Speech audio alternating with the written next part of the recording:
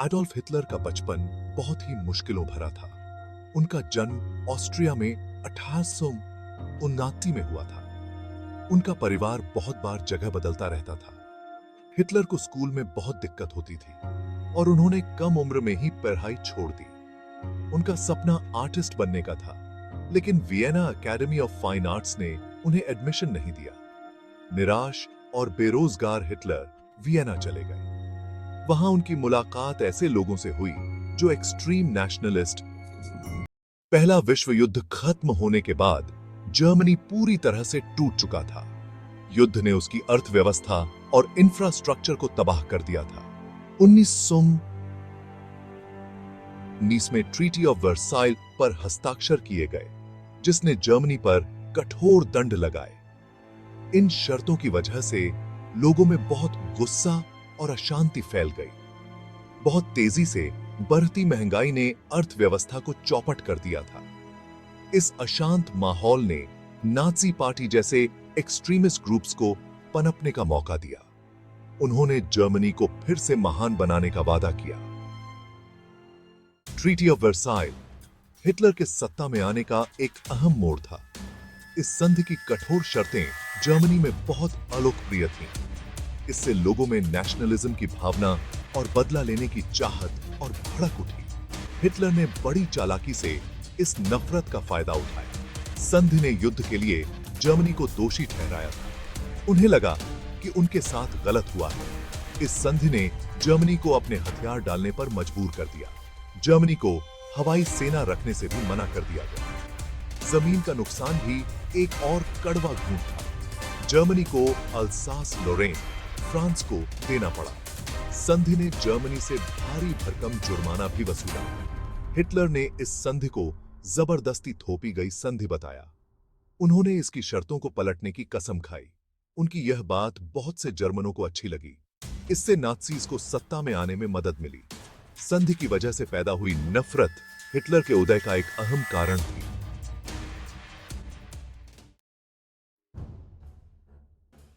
Nazi party, जो पहले German workers party के नाम से जानी जाती थी, एक छोटा सा ग्रुप था जब हिटलर 1919 में इसमें शामिल हुए थे। हालांकि हिटलर बहुत जल्दी ही पार्टी में आगे बढ़ गए। उनका व्यक्तित्व बहुत ही प्रभावशाली था और वो बहुत अच्छे वक्ता थे। उन्होंने पार्टी को एक शक्तिशाली ताकत में बदल दिया। हिटलर के भाषण जोश और गुस्से से भरे होते थे। उन्होंने प्रचार तंत्र बहुत प्रभावी था। 1930 के दशक के ग्रेट डिप्रेशन ने नाजी पार्टी के सत्ता में आने में अहम भूमिका निभाई। नाजीज ने आर्थिक संकट का फायदा उठाया और खुद को व्यवस्था और समृद्धि बहाल करने वाली एकमात्र पार्टी बताया। हिटलर के उदय और सत्ता पर नाजीज की पकड़ के लिए प्रचार बहुत जरूरी था। जोसेफ गोेबल्स, जो प्रचार मंत्री थे, लोगों के विचारों को बदलने में माहिर थे। वो मीडिया की ताकत को समझते थे और जनता की राय बनाने के लिए इसका बखूबी इस्तेमाल करते थे। गोेबल्स ने मीडिया के सभी रूपों, अखबारों, रेडियो, फिल्मों और यहां तक कि कला को भी अपने नियंत्रण में ले लिया। उन्होंने इनका इस्तेमाल नाजी विचारधारा फैलाने और हिटलर के व्यक्तित्व को महान बनाने के लिए किया। हिटलर को भगवान जैसा और जर्मनी के रक्षक के रूप में दिखाया गया। नाज़ीज ने लोगों तक अपनी बात पहुंचाने के लिए आसान और भावुक भाषा का इस्तेमाल किया। उन्होंने अपने संदेशों को बार-बार दोहराया ताकि उनका असर ज्यादा से ज्यादा हो। उनका प्रचार खास समूहों, मजदूरों, किसानों, मध्यम वर्ग को ध्यान में रखकर किया जाता था। 1933 में हिटलर को जर्मनी का चांसलर नियुक्त किया गया। उन्होंने बहुत जल्दी अपनी सत्ता मजबूत कर ली और वाइमार रिपब्लिक को खत्म कर दिया। उन्होंने इसके लिए कानूनी तरीकों, धमकी और हिंसा का इस्तेमाल किया। राइक्सटाग फायर, जो जर्मन संसद भवन में एक रहस्यमयी आग थी, एक अहम मोड़ साबित हुई। नाज़ीज ने इस आग के लिए कम्युनिस्टों को जिम्मेदार ठहराया और इसका बहाना बनाकर नागरिक अधिकारों को निलंबित कर दिया और राजनीतिक विरोधियों को गिरफ्तार कर लिया। 1910 1933 में राइक्सटाग द्वारा पारित इनेबलिंग एक्ट ने हिटलर को तानाशाही शक्तियां दे दी। अब वो संसद की मंजूरी के बिना ही कानून बना सकते थे। नाज़ीज ने बाकी सभी राजनीतिक दलों पर प्रतिबंध लगा दिया और एक दलीय राज्य स्थापित कर लिया। उन्होंने एक ऐसा तानाशाही राज्य बनाया जहां असहमति की अनुमति नहीं थी। हिटलर की आर्थिक नीतियां दो लक्ष्यों पर केंद्रित थी: दोबारा सेना का निर्माण और आत्मनिर्भरता। उनका उद्देश्य जर्मनी को फिर से एक सैन्य शक्ति बनाना था। नाज़ीज ने सड़कों, पुलों और दूसरे इंफ्रास्ट्रक्चर के निर्माण सहित सार्वजनिक कार्यों का एक विशाल कार्यक्रम लागू किया। उन्होंने सैन्य उद्योग में भारी निवेश किया, जिससे रोजगार पैदा हुए और अर्थव्यवस्था को बढ़ावा मिला।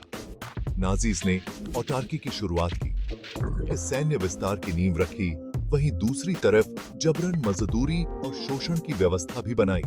आर्थिक सुधार एक दोधारी तलवार साबित हुआ।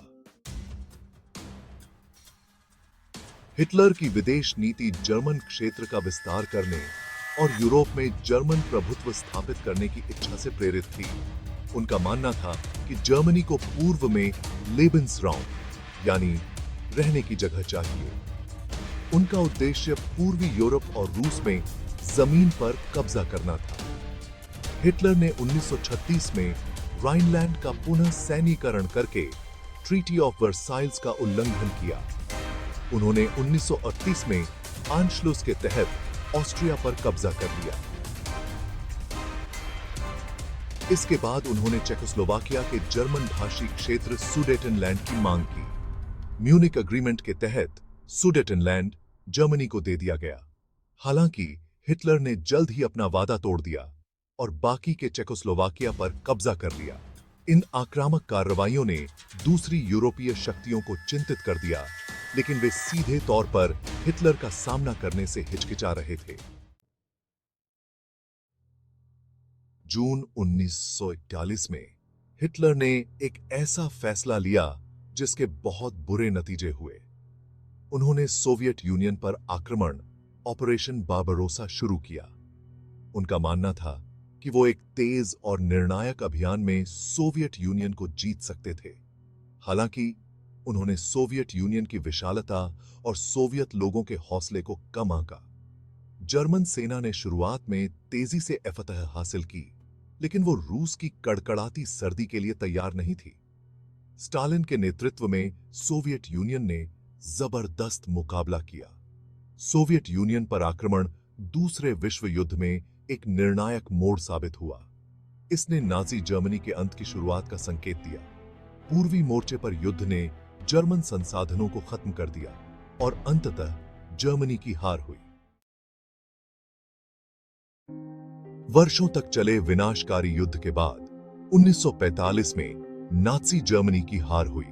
संयुक्त राज्य अमेरिका, ग्रेट ब्रिटेन और सोवियत यूनियन के नेतृत्व में मित्र देशों की सेनाओं ने यूरोप को नाजी शासन से मुक्त कराया। जैसे ही सोवियत सैनिक बर्लिन में हिटलर के बंकर के पास पहुंचे, उन्होंने खुदकुशी कर ली। दूसरे विश्व युद्ध का जर्मनी और दुनिया पर गहरा प्रभाव पड़ा। लाखों लोग मारे गए और यूरोप खंडहर में तब्दील हो गया। अभी के लिए ये वीडियो हम यही खत्म करते हैं और आगे चैप्टर समझने के लिए हमारी अगली वीडियो देखिए। और अगर आपको कोई अध्याय समझ में आया तो कमेंट करें। ऐसे ही जानकारी के लिए हमारे चैनल को सब्सक्राइब करें